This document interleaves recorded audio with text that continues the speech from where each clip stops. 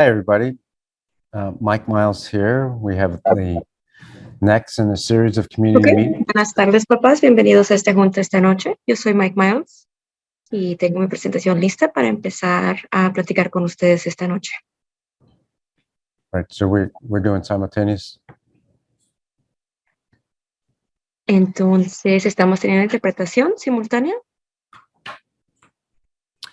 All right, so it seems like we'll have simultaneous translation, but that should be on the through their Para que headset. sepan, papás, tenemos interpretación simultánea en el canal de español. Si no me escuchan ahorita todavía, por favor, busquen en la opción de español. All right, so I wanted to start tonight with some information that we've been working on for quite some time.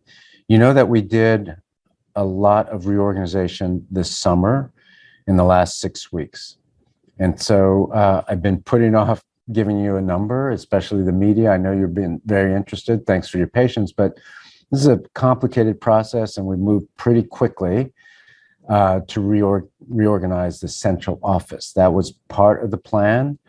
And so our initial numbers are the following. So in June, before I got just the day I arrived, we had 10,204 positions on the books at central office. As of now, we have reorganized and we now have 7,857 positions in central office.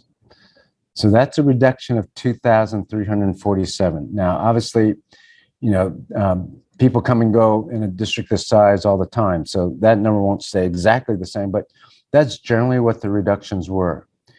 672 people lost their position during this reorganization. And we eliminated most of that 2,347 were vacancies. So as you can see, 1,675 vacancies were eliminated, but 672 positions were people had filled.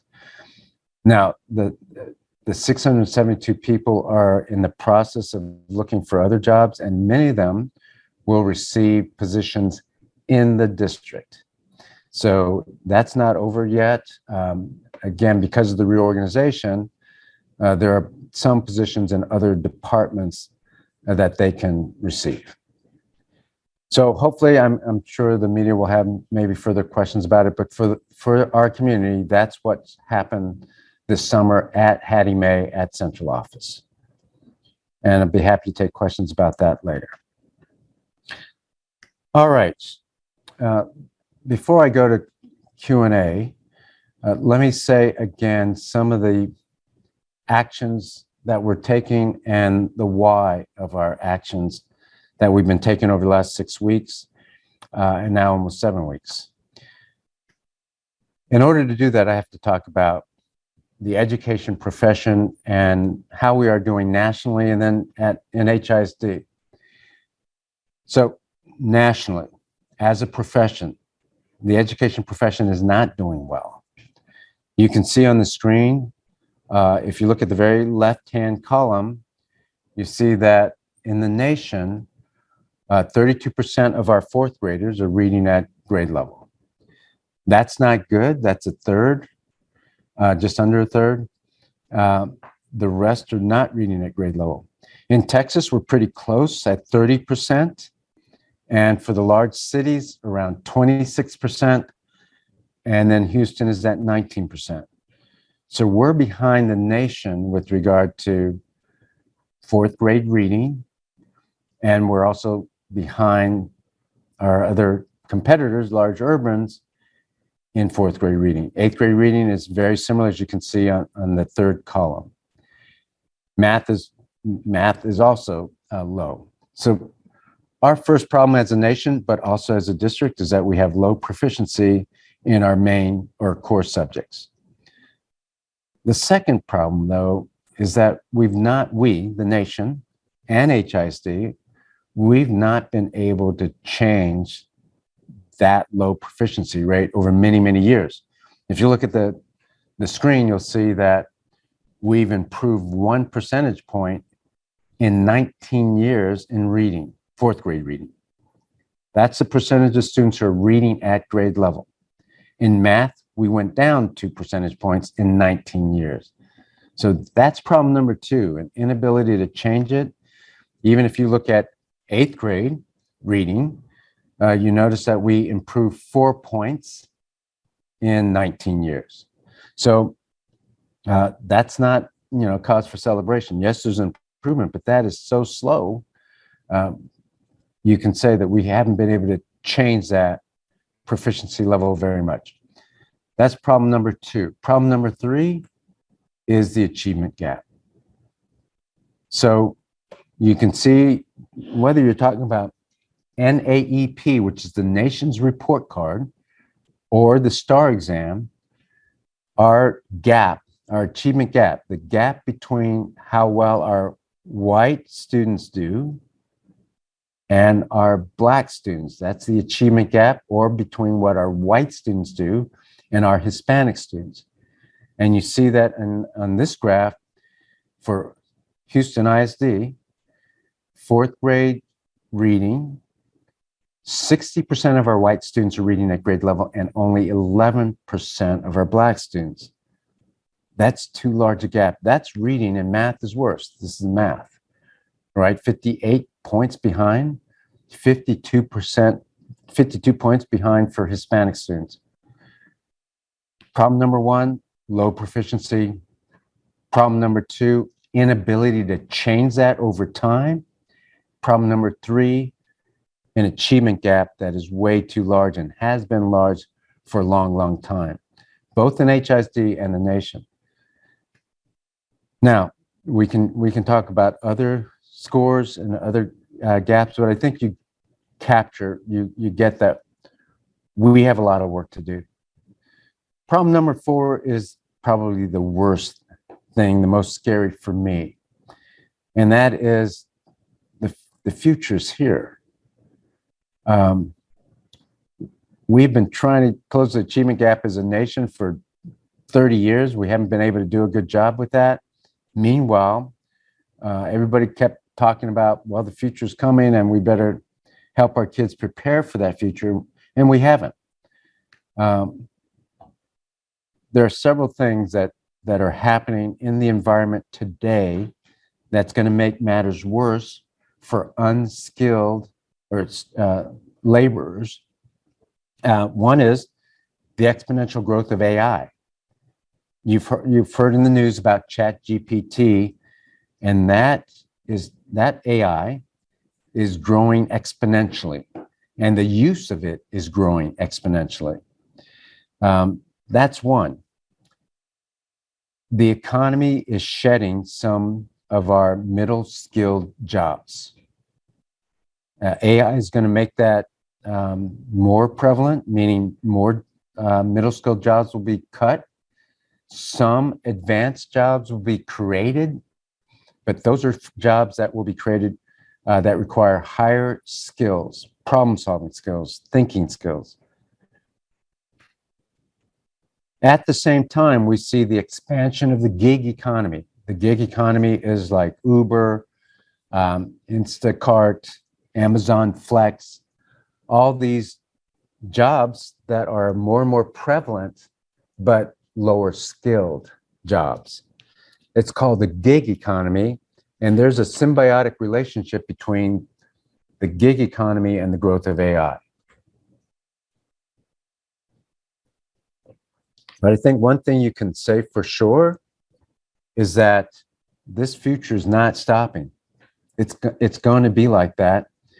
And you just have to ask yourself, will the expansion of AI and the gig economy, is that going to be helpful or harmful for economic mobility and closing the achievement gap and preparing kids for the year 2035? I believe we're going to be locking in the achievement gap in year 2035 competencies if we don't do something different now. In other words, time has run out. This is the last generation of children that will go through public education before the skills gap is locked in for the next 30 years. That's my prediction. The last generation. And in most large cities and most places in America, there will be very little difference between what's happening today in their schools and what's happening a few years from now or what's happening in 10 years in their schools. They will have locked in the achievement gap. The nation's already practically locked it in the last 20 years because the system was designed differently. It was not designed to educate all kids. And that's why we haven't, as a nation, closed the achievement gap. It's also partly why we haven't closed it in HISD. So I tell you this now, as clearly as I can. HISD, we have zero chance of closing the gap and changing the fortunes for kids and preparing them for the year 2035 if we continue to do the same things or just tweak and change the margins. We have got to do something bold and different in our schools and in our district. So, Destination 2035 is a plan to be bold and different. And yes, it's going to cause some anxiety. It does bring a lot of change. That's right. But that's what's required right now in the district and in the nation. But I'm focused on HISD kids. That's what's required. So we will do 150 schools, new education system schools, using whole-scale systemic reform, fundamentally different, to significantly narrow the achievement gaps, but also prepare kids for the year 2035 workplace. We're not going to ignore the other schools, the other 123 schools. We're also going to help them improve their instruction and raise their achievement. But those schools that are not part of the 150 are doing fairly well now.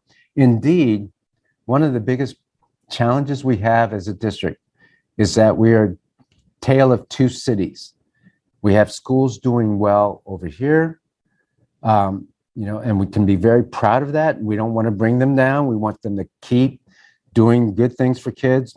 Some of our magnet schools are some of the strongest. Some of our traditional schools are doing really well. And then we have a whole bunch of schools over here that are not doing well, not equitably resourced. And we've got to make sure that all of the kids get the resources they need to prepare for the year 2035. So that's the vision.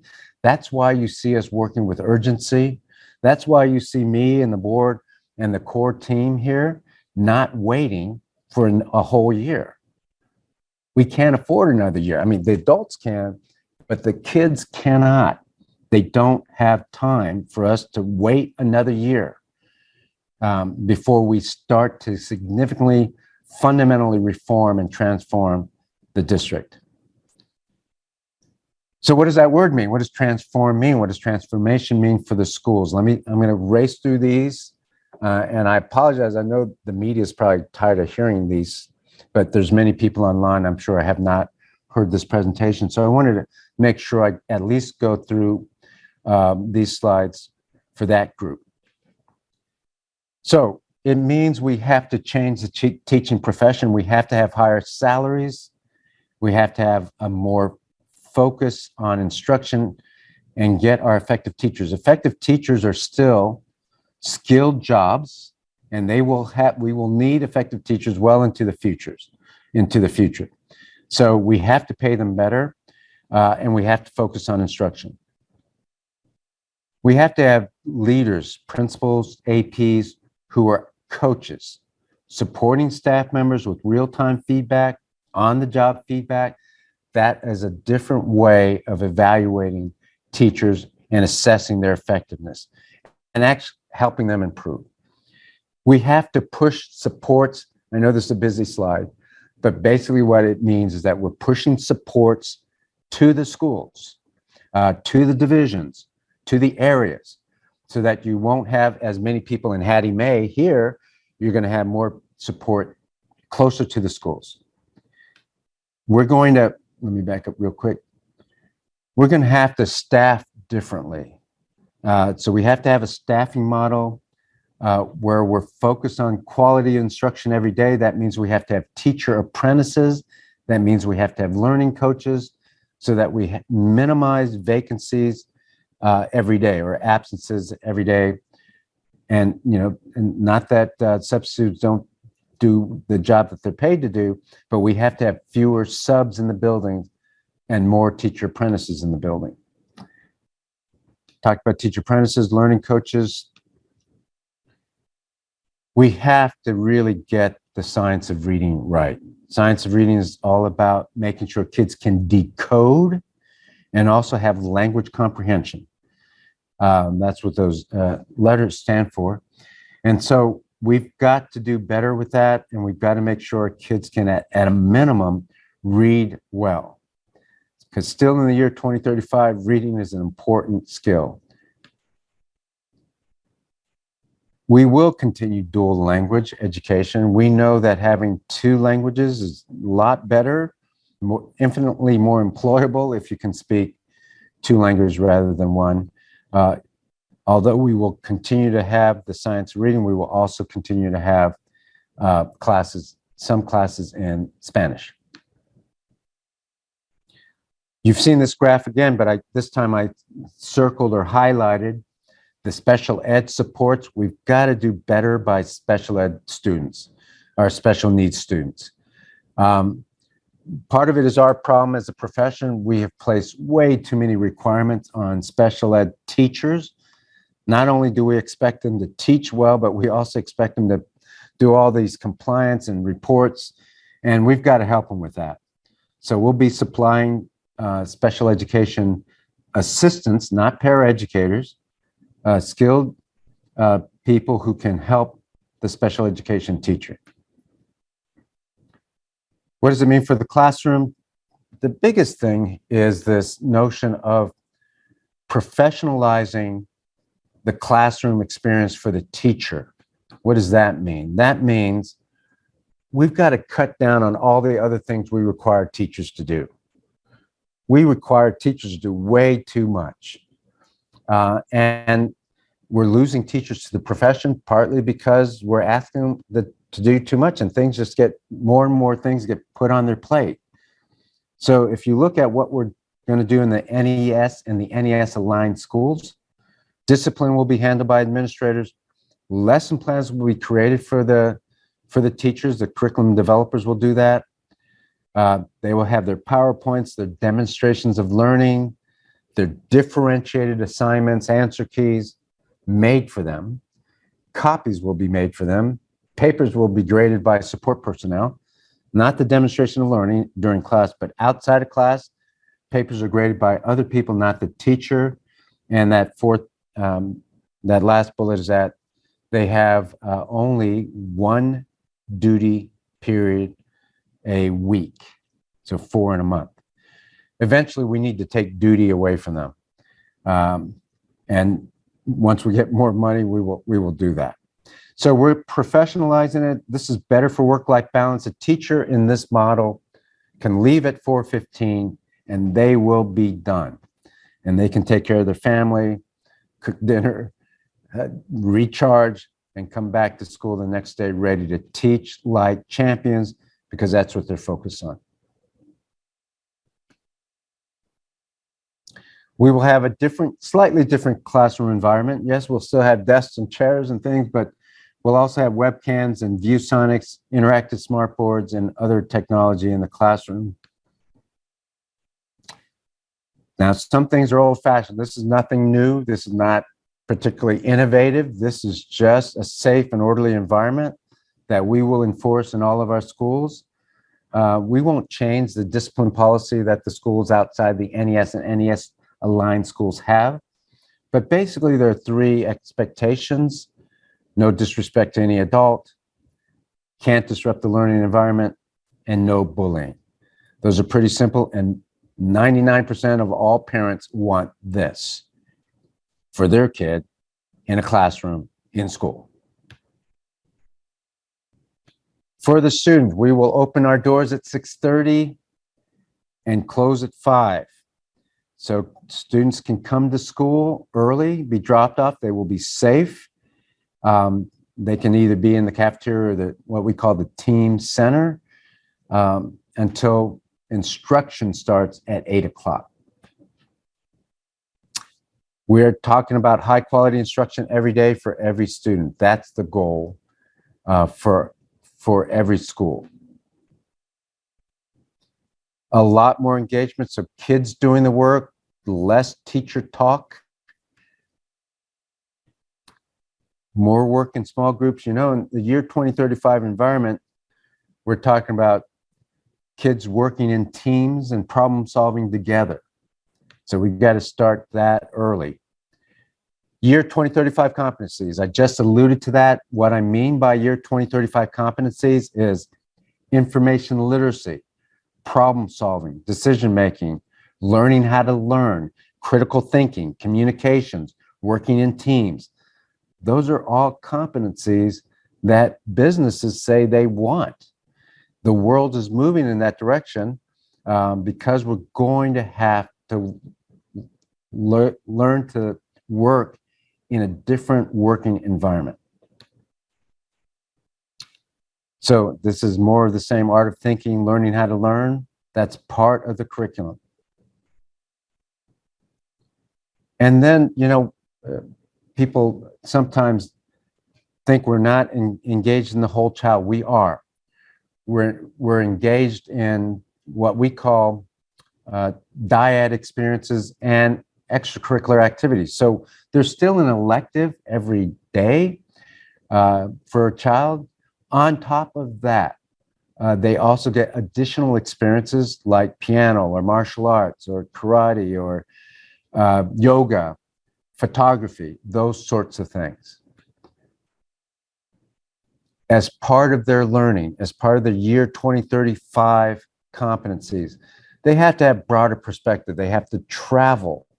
And I know that a lot of our kids have not traveled outside the state, for example. So for our 7th and 8th graders, we want our 8th graders traveling out of country if they meet some eligibility requirements, like they have to have 92% attendance. I know that's hard for some kids, but that's the requirement. You got to come to school to meet these eligibility requirements. And then we'll take you out of country to Japan, for example. That's where the students, where the network I came from, they went to Japan this year. Last year, they went to Costa Rica. And we even got their passports for them. Everything is free for our kids, for our students. And then for 7th graders, it's a trip out of state. So probably Washington, D.C. makes sense, or other place where they can get more experiences through travel. Just a few more things. Safe and orderly environment we already talked about. And that's it. That's in a nutshell what we're trying to do in this Destination 2035.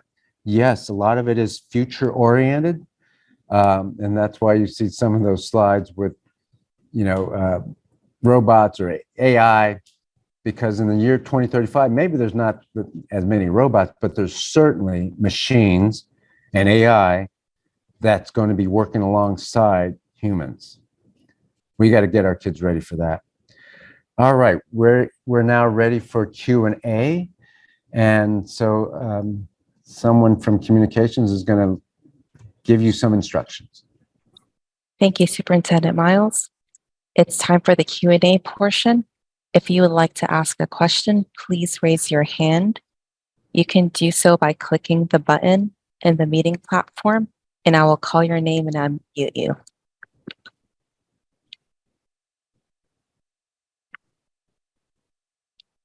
Our first person is Crystal.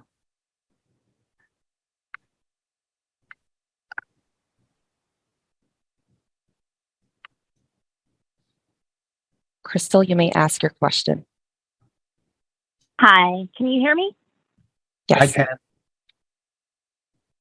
Hi, I had a question.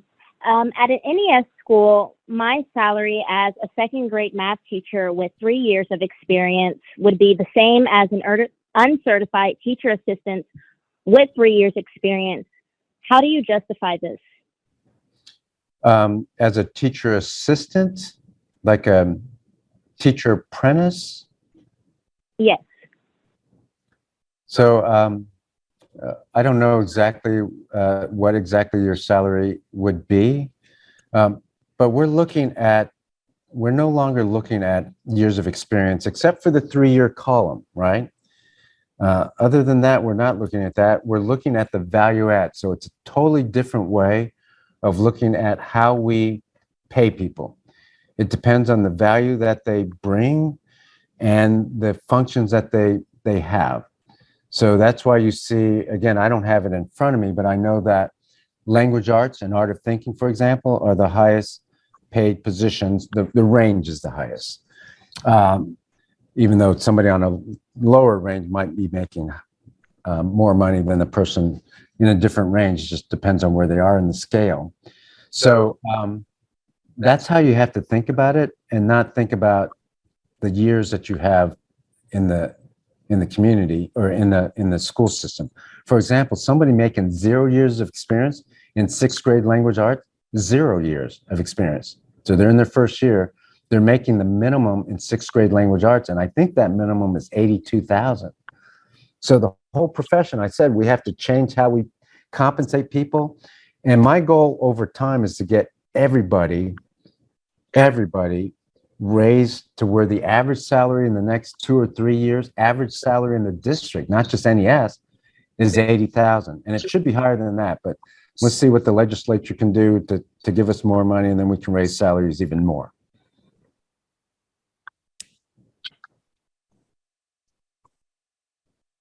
Okay, now we're going to call on our next person, Courtney Addison.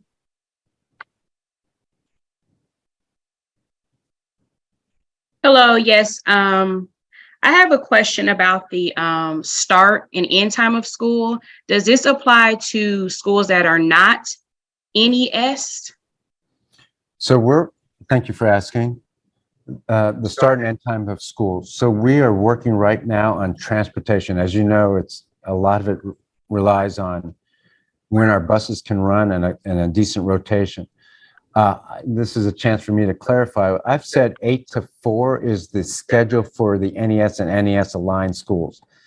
Because we have so many of them now, 85, we're going to have to shift that just a little bit. So some schools will be 30 minutes ahead, like 7:30 to 3:30. And some schools will be 30 minutes behind, like 7 to 5:30. The doors will open that way. So 7:30 to 3:30 for instruction, 8 to 4 for instruction, or 8:30 to 4:30 for instruction in the NES and NES aligned schools. We're going to try to keep the times for the other schools about the same. So I can't tell you definitively right now, but we're working on the bus schedules as we speak.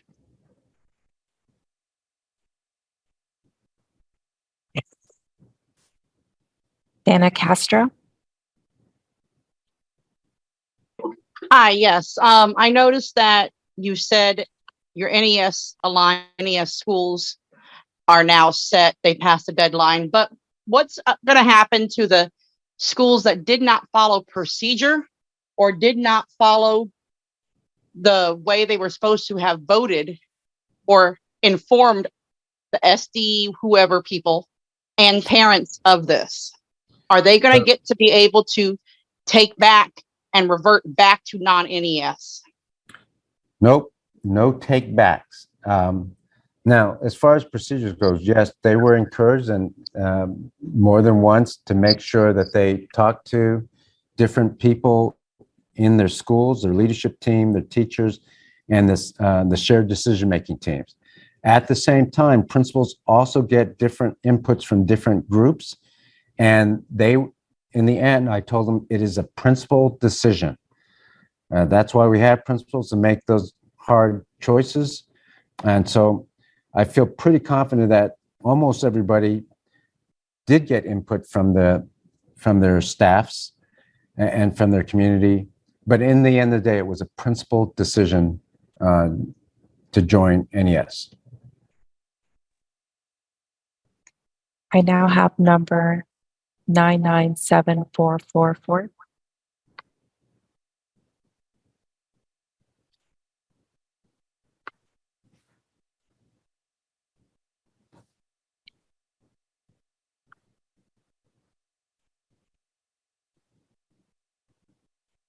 Okay, I'm moving down. I have Omar. Hi. One of the things you had mentioned as far as like things that wouldn't be tolerated was disrespect towards the teachers. And I was wondering if that would be up to the teacher's discretion or there'd be specific listed examples so that this could be challenged if there were students who wanted to advocate for themselves. So that's a great question. Here's my answer. Every situation is a little bit different, as you know, but generally speaking, we're going to trust the teachers to be professionals. And when they say a kid is disrespecting them, we're going to counsel and talk to the kid and ensure that the child understands that they cannot disrespect a teacher.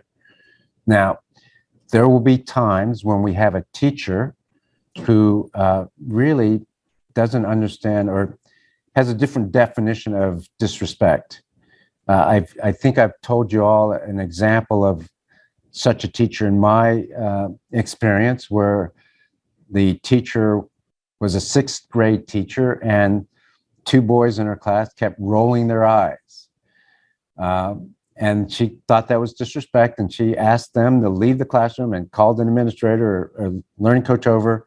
They took the kids to the office, and we found out that they were just rolling their eyes. Now, we had a conversation with that teacher after the fact, but we're not going to debate on at the moment whether a teacher feels disrespected or not. We're going to take the teacher's word.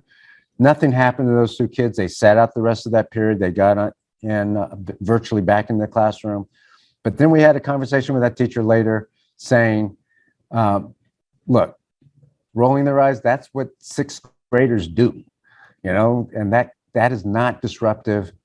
And is it disrespectful?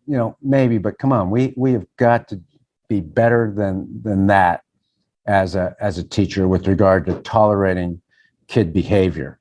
So the short answer is, yeah, we're going to respect the teacher. We're going to take that child and talk to that child, and then but we're not going to disrespect the teacher in front of the kids by not taking the kids out. Renita Searcy.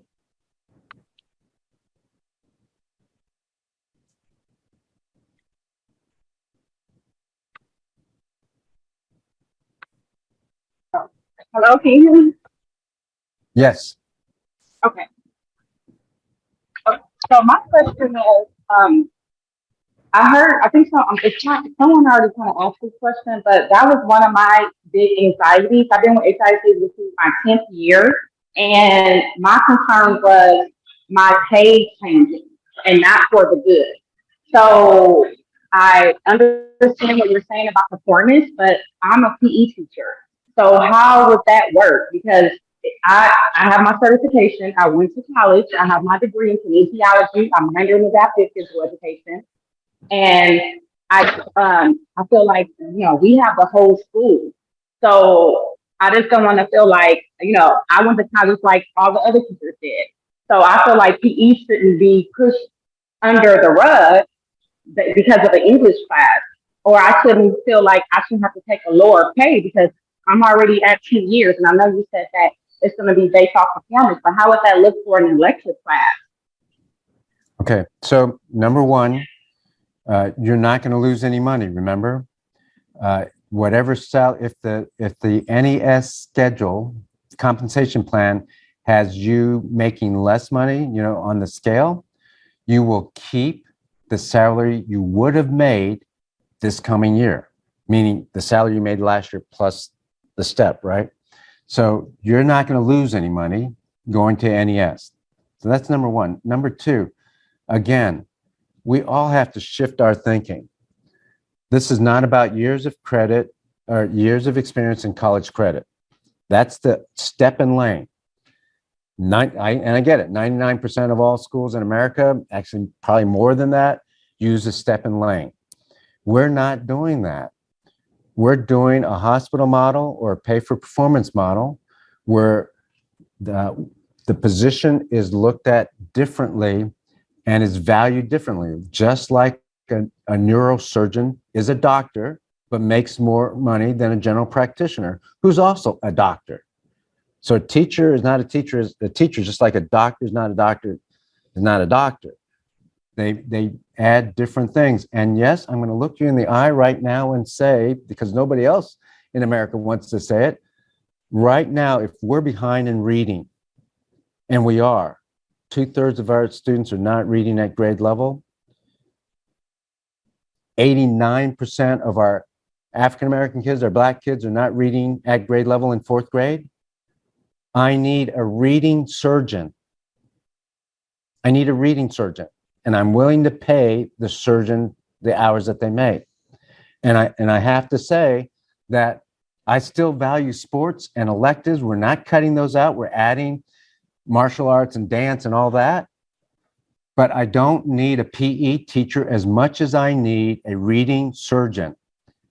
And if that's a philosophy that you don't agree with, then NES is not the school to be in.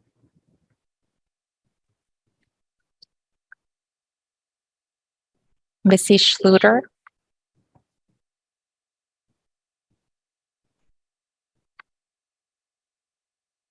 Yes. My child goes to a magnet school that has a very substantial program for decades. The school is doing pretty good, but as you go up the feeder pattern, there are concerns. So is the magnet program at my child's elementary going to be taken away? Magnet program or magnet school?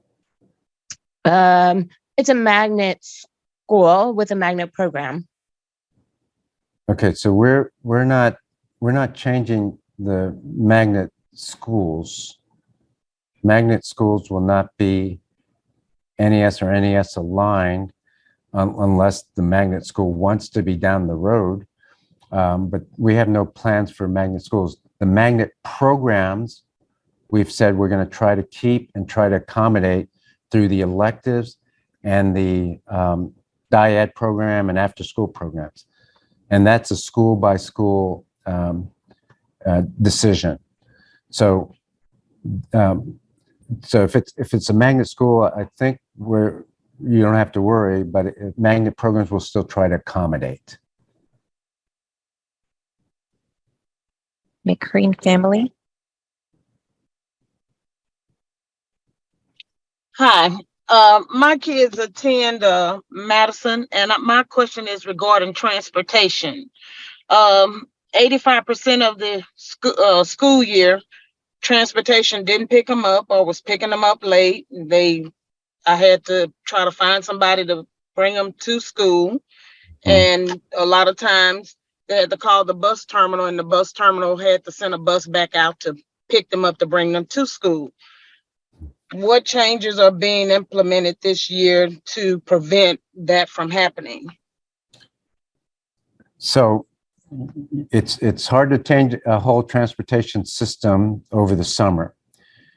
In any case, we're working on it right now to try to make it more effective. We will have several dry runs. We're hiring more bus drivers. As you know, part of the reason why you had some of the challenges with bus routes is when you don't have bus drivers showing up. So we're looking closely at that. We might have to raise salaries for bus drivers. We're looking at a lot of options. Long term, and this is in the Destination 2035 plan, we're going to be piloting and experimenting with an Uber type transportation system for our parents who are willing to use it, which will cost nothing for the parents or the students. But that way you can pick up the phone or arrange early, pre-arrange transportation with a secure background check driver. It may not be Uber, but like an Uber. And that driver gets more money if they pick up more than one or two kids. And then we'll have that program, which will be probably more reliable and efficient than our bus system today. Now that's a work in progress, so it's probably not going to happen this year unless we can get it going by second semester for some schools where we pilot it, and hopefully you'll enjoy that. But that's a long-term plan. But I recognize that transportation is an issue. It is in most large cities these days due to COVID and the depletion of the workforce. So understand your concerns, and we're going to try to do better. Southwest Congregation. I was wondering why Lamar High School specifically did not offer a reading list for the students when they were coming for the summer holidays. Did not offer a what list? Some kind of reading list for their students, because I have children, two sons there, and neither of them was provided a reading list for the summer. And I picked that question because you said reading was a key matter for you, and yet a school like Lamar, offer students, when you go to the summer, read so many X number of books and something like that. Yeah, I don't know is the answer. I think it's a good practice for schools to have a reading list to encourage students to read over the summer. So I don't know whether one was provided or not. Elaine D.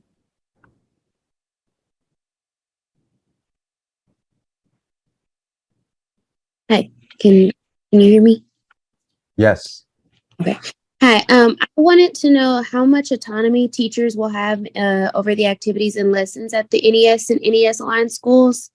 We understand there's to be scripted lessons that we're going to be provided. The district has been provided as scripted lessons for the past few years, but we still had some autonomy over them. So at the campuses, could there be a little more clarity on what those scripted lessons would be like, and if teachers would be able to still have activities to supplement the lessons and curriculum?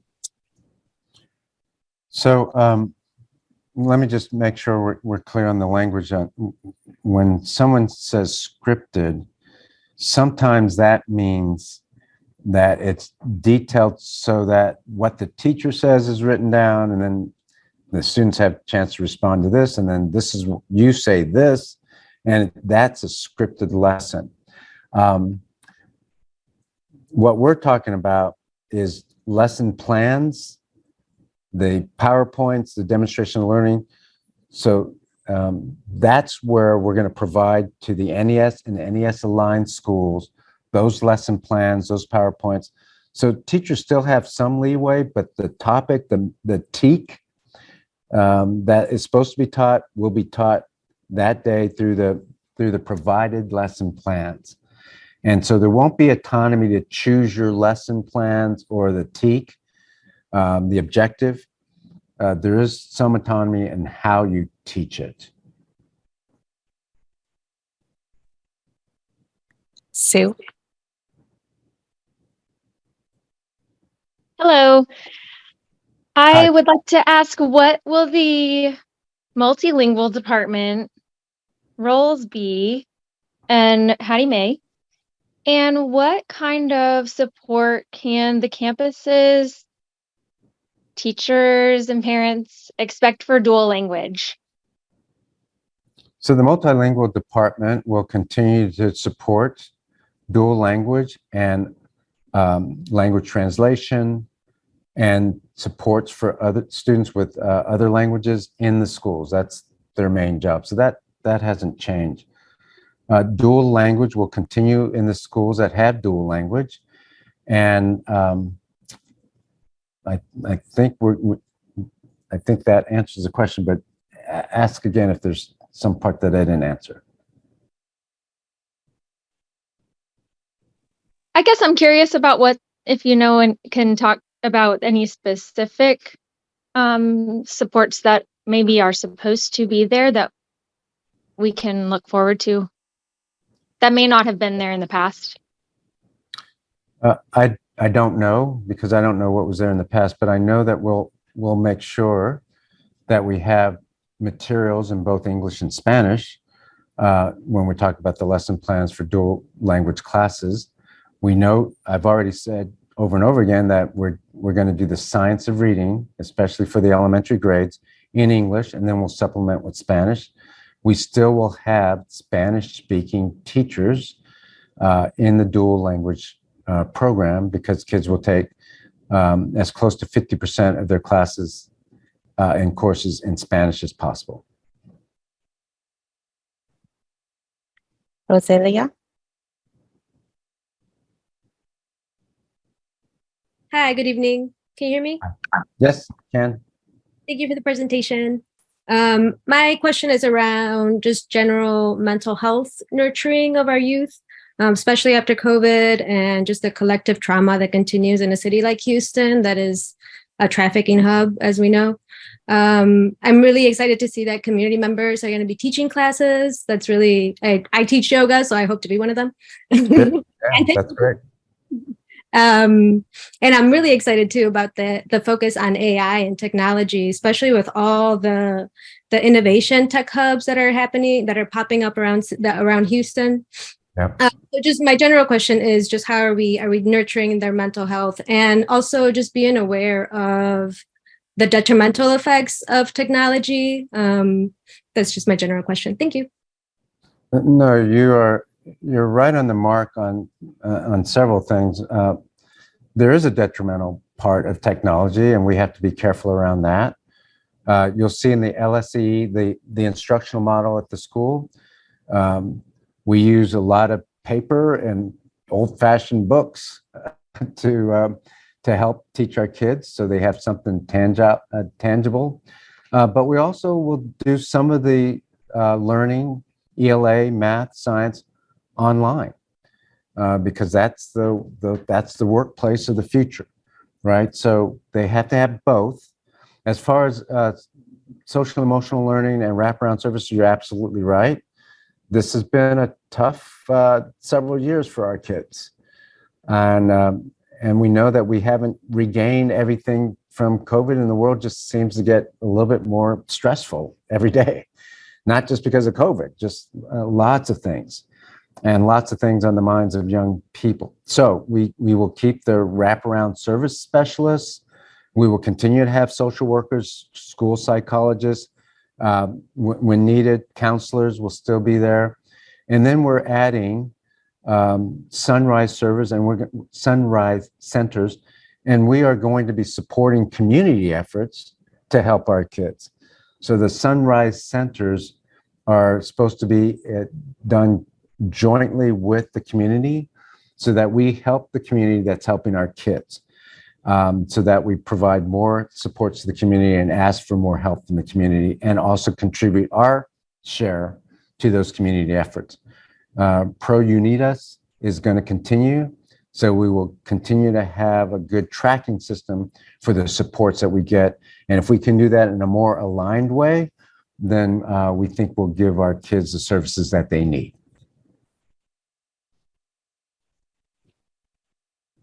Jesse?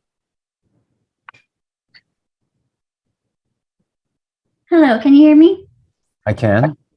Thank you. Okay, so I first wanted to start off with that I looked up the NAEP data online, and the report states specifically that the definition of proficient is not intended to reflect grade level performance expectations.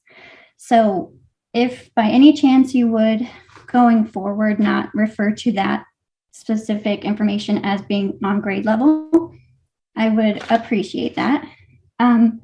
then my question is how, on Tuesday, you confirmed that parents can transfer out of NES aligned schools or NES schools if they didn't have SA in the SDMC meeting.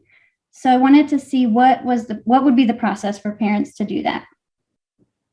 So it's a normal process of making an application to transfer your child. That's what it'd be. With regard to the NAEP, proficient is what, it's a little bit different for any test that you want to name. So proficient and above is very similar to meet expectations or higher. So in every case, the definition of even being grade level on grade level is a little bit different.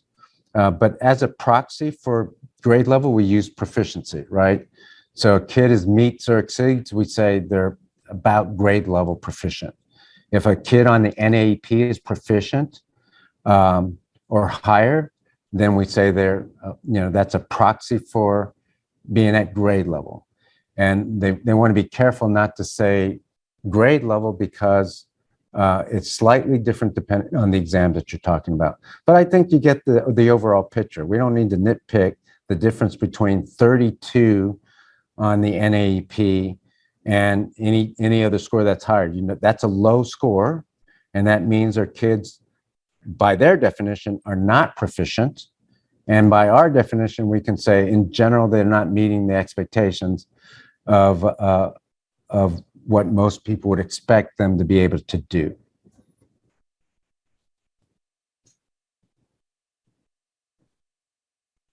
Amy Martinez.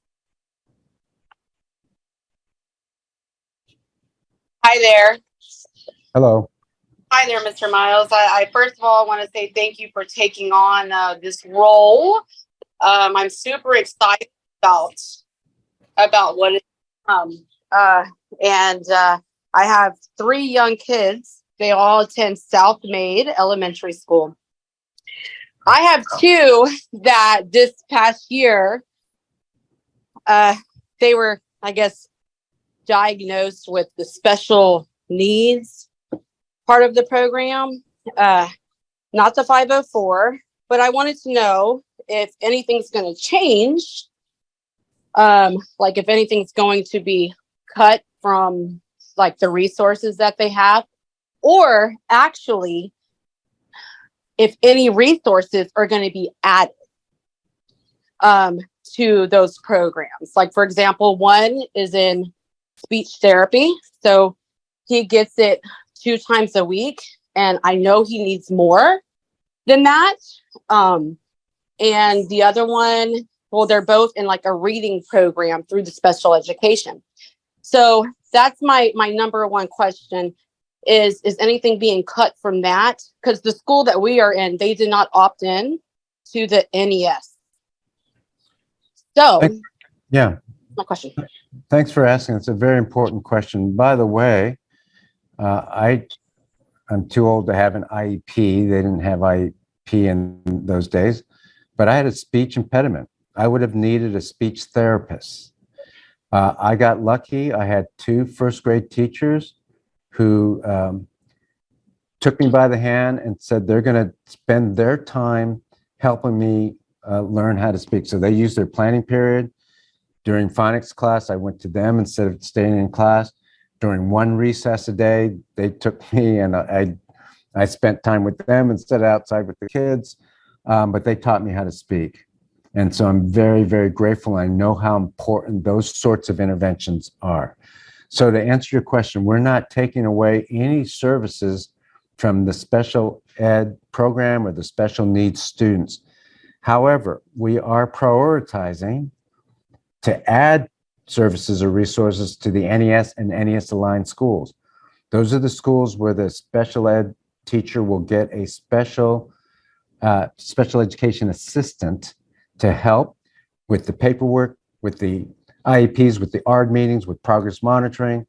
We'll also they'll have lower caseloads if we can in those schools.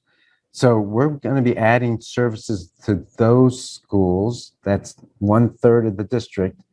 And then we will expand that to the rest of the district. But all of these things are costly, so we have to start somewhere. But for sure, we won't be taking anything away from the other schools.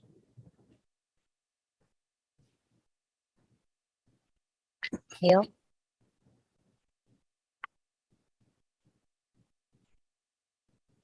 Okay, very good. Thank you. Good evening, sir. You referenced just a moment ago a hospital method of pay. You said that was divergent from 98 or 99% of the way other school districts are doing things.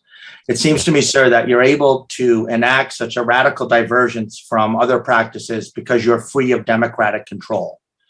We have one school, one board of manager member who in an unpatriotic fashion was defeated at the polls and now is supplanting the person who defeated her. How can genuine progress be made? Or how can any measure of public safety, you referenced safety before, there's no public safety without democracy. How can there be progress in any fashion outside of democratic elections or respect for the vote of the people of Houston who've lost an elected school board in what just 60 years ago was a Jim Crow city? So first of all, that didn't take this board of managers to put this in place. I did something similar in Harrison School District in Colorado Springs. And it's well known what we did in Dallas was also a pay for performance system. And those were elected boards, both Dallas and the Harrison School District. So the one doesn't necessarily exclude the other, right? So with regard to the democratic processes, I think that's a larger political question. I think we could debate whether it's democratic or not when there's this school districts that failing that didn't take advantage of other recourses besides takeover. I think you're going to see at the end of the day, we're going to turn around the district. We're going to help hundreds of thousands of kids. And then I'm going to work myself out of a job. And so are the board of managers. George?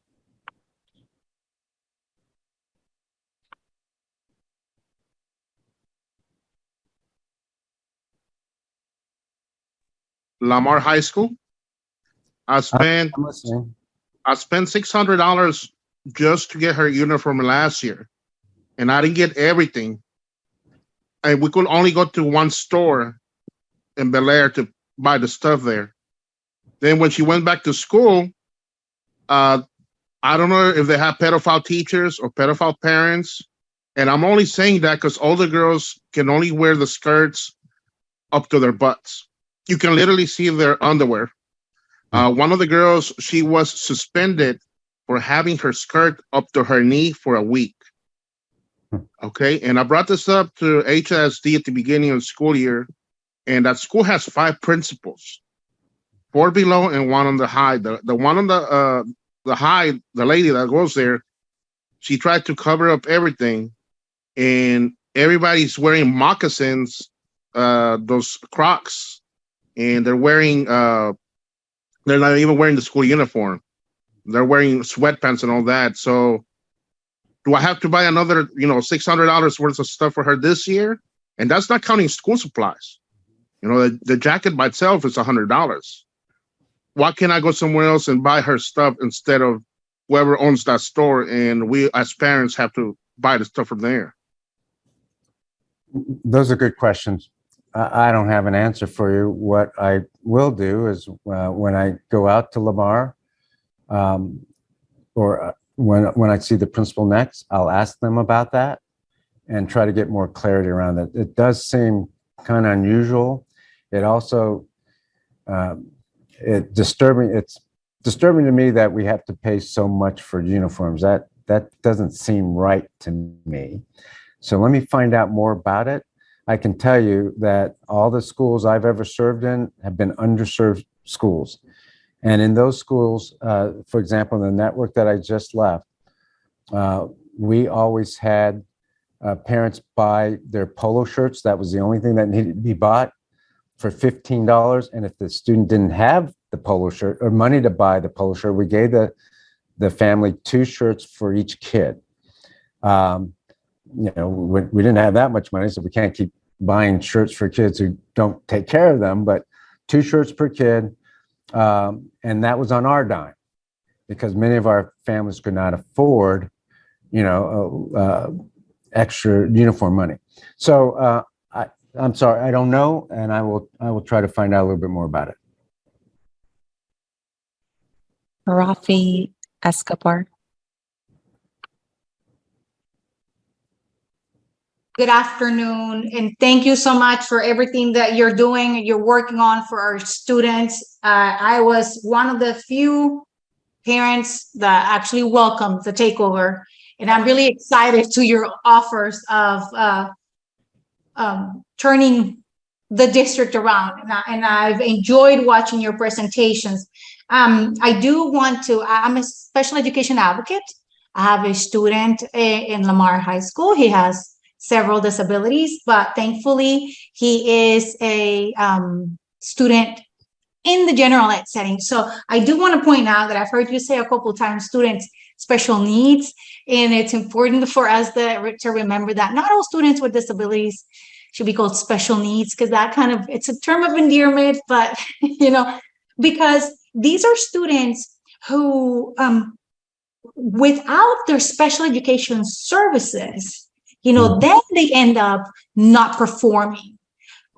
Students who would otherwise perform even a grade level, without these supports, they're failing. We're failing our students because of the lack of special education. And I wanted to touch on why you're here.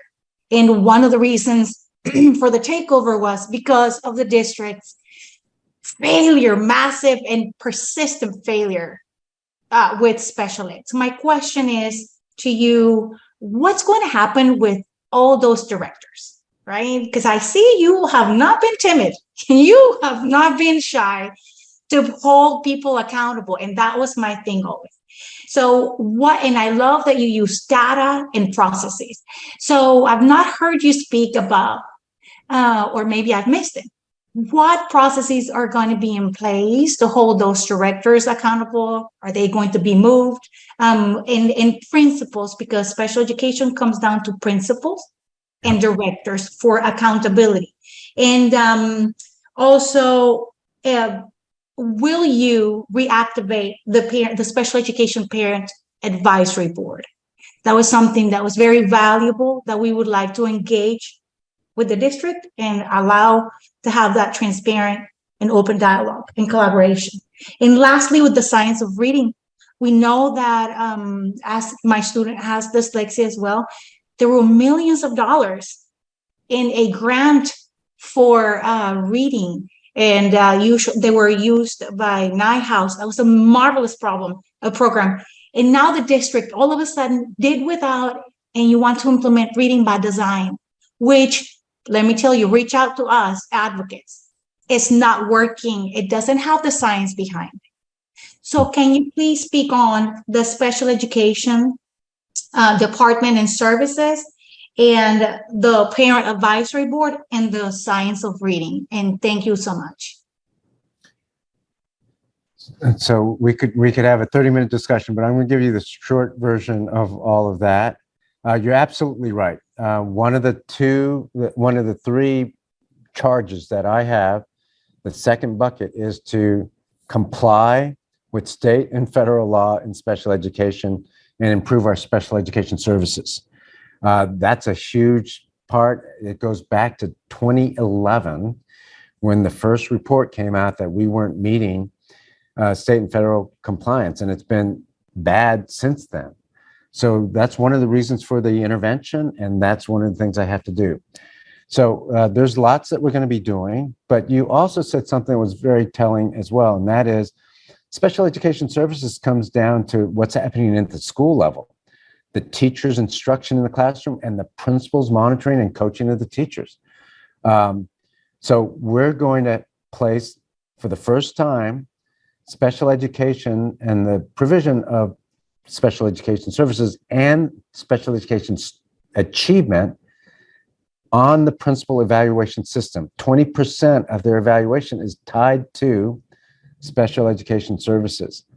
And that's never happened before, but it sends a signal to all principals that, look, this is your responsibility. You cannot walk by the special needs classroom and, and just go to the language arts classroom or the math class. You also have to be in those classrooms, coaching teachers and ensuring that our kids are getting the best education possible. We're also providing, I think I said earlier, special education teacher assistants, not paraeducators. There's a role for paraeducators too in the life skills classes, but teacher assistants to help the special educator so that they have the time to instruct well and to provide and also meet the compliance issues and make sure the IEPs are written well and really tied to the progress of the student. So there's a lot more I can say about that, but that's generally it. With regard to the group you mentioned, I have to learn more about it. I'm open to hearing from anybody, especially special needs parents. So let me do a little research, okay, before I can promise anything around that. And the third thing, you're right also about the science of reading. One of the reasons why some kids get labeled special ed or special needs is some of them just can't read well and haven't been taught to read. So we have to have a reading curriculum in special education that is strong and tied to the science of reading. So I think someone took notes on what program you mentioned, and so I'll look that up, and the curriculum department will too, so that we make sure that our special education teachers who teach reading also have a science-based reading curriculum. Kathleen Johnson.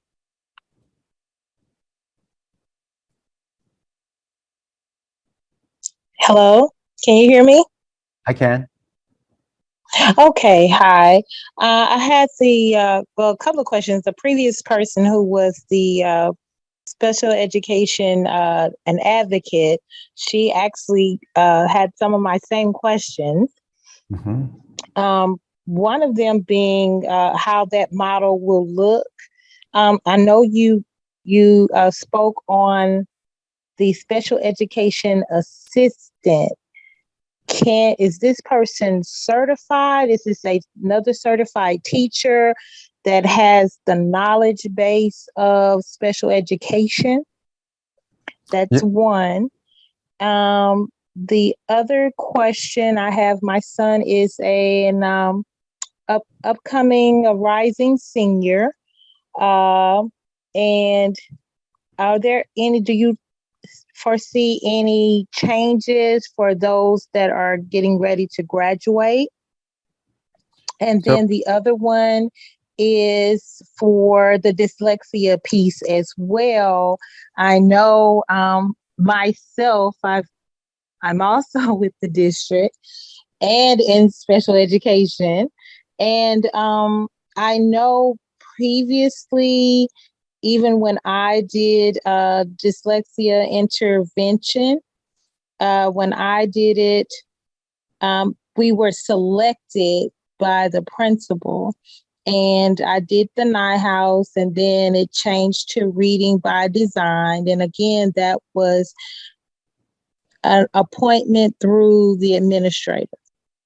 So my thing is, will those persons for dyslexia intervention, reading intervention, will those persons be selected by the principals again, or will this be a different type of approach?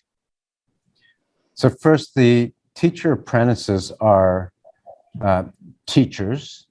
Hopefully most of them will be certified. And then I'm sure some of them will be certified in special education, but that is not a requirement for them. They will assist the certified and certified special education teacher. So they're getting paid well because they have at least a bachelor's degree, and most of them will have teacher certifications. With regard to the high school kids, especially juniors and seniors, they won't see much difference except for stronger career tech ed programs. We know they've been through their high school careers already, or towards the end of their high school careers, and that they're meeting credit requirements. So we don't want to disrupt that, just to provide stronger instruction and to provide more career tech ed options if we can. And then finally with dyslexia, that's we're going to rely heavily on the special ed department and the special ed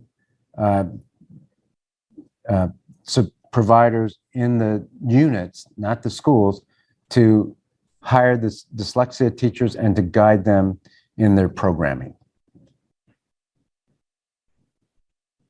Veronica?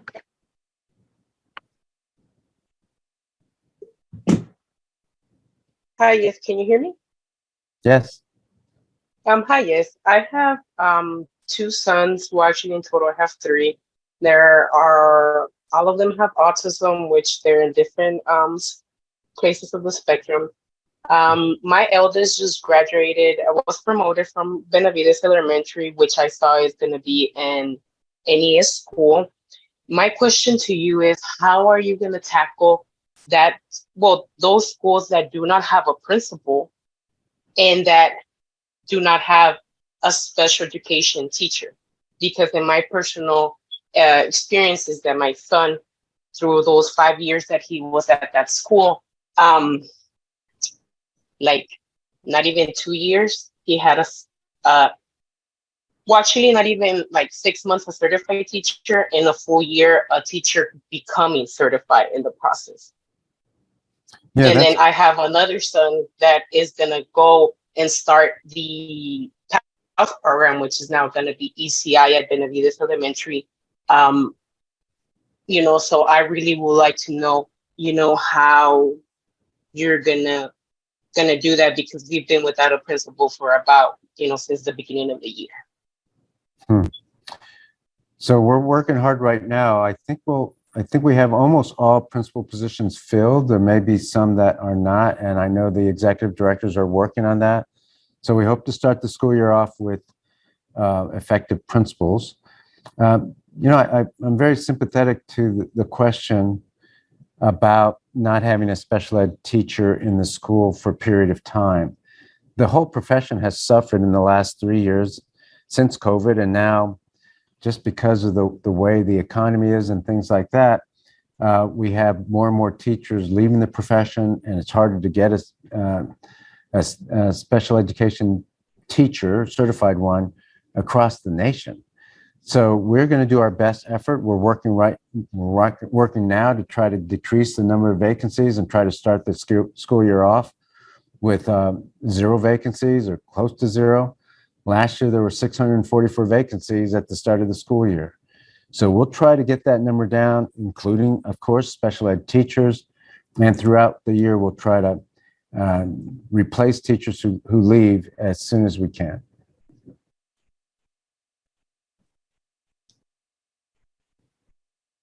Amanda Gross. We're going to be running out of time. You might want to take some from chat. Amanda, go ahead. Hi, thank you so much for taking my question.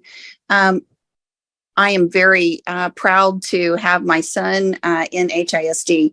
I'm also a new teacher, so thank you very much for the opportunity. My question is in regards to cameras. I am a supporter of this, and I just have a general question of what's going to happen and who's looking at that material and how will it impact the kids. Thank you very much. Yeah, I believe you're talking about the webcams in the classroom, yes? Yes, sir. Okay, so the webcams in the classrooms are not about the teacher, they're about the kids. One of the things we learned, and we're not keeping a record of it, one of the things I learned during COVID, my network did, is we did synchronous teaching, and kids feel better online. About 20% of the students were online and the rest were in person. The online kids felt better if they could actually participate, right? So the webcam shows the classroom. It's not focused on the teacher. And that way, when a kid learns virtually through Zoom, like we're doing right now, they get to see all the other kids. And when the child at home asks a question, the whole class hears that child because there's a speaker. The teacher is wearing a lavalier or mobile mic so that when she or he walks around the classroom, the kid at home hears easily, hears what she's saying. So it's as if the kid, because there are pictures on the wall, because we also project the kids online on the wall, and the kid at home can see the kids in the classroom. It's as if they're in the classroom, and the other kids in the classroom can also see those kids and hear them. So that's what it's about. It's more about engaging the student rather than, viewing the teacher.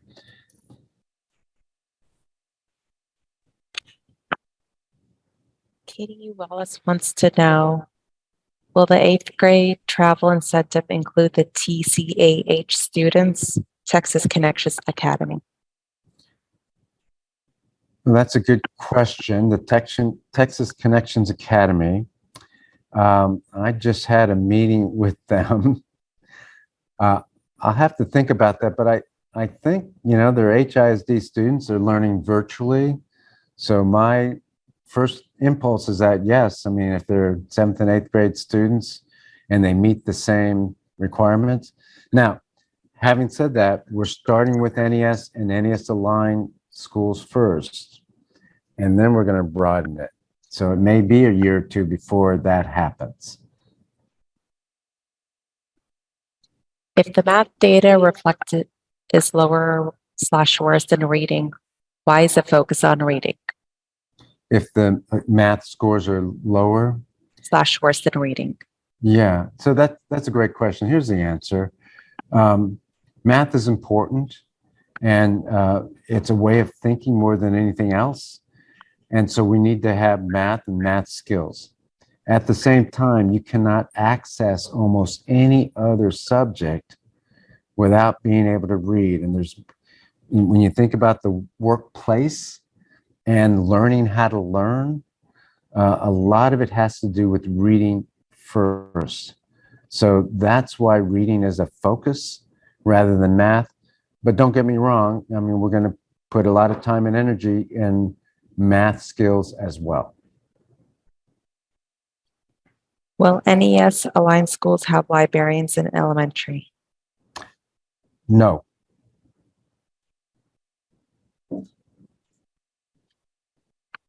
And how much autonomy will teachers have over activities and lessons in the NES and NES aligned schools? So very similar to a question I got earlier, they will have some autonomy on how they instruct, the number of multiple response strategies they use, but they won't have autonomy over the lesson objective that they have to teach, the lesson plans. Those will be provided for the teacher. If the teacher wants to tweak them and change them in a way that doesn't substantively change the lesson objective and the demonstration of learning, that's okay. I have a parent that wants to know, can you elaborate more on your open door policy?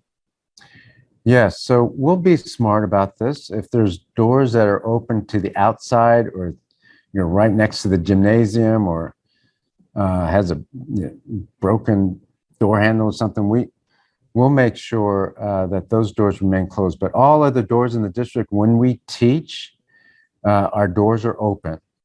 It instills an environment of professionalism and actually is more conducive to good collaboration and good coaching. And teachers shouldn't have anything to hide. People should be able to see what's going on in the classroom all the time. Final question. How will you enhance CTE? How will we enhance CTE? So part of that is about resources. And we have a lot of good magnet programs and CTE programs in many parts of the district.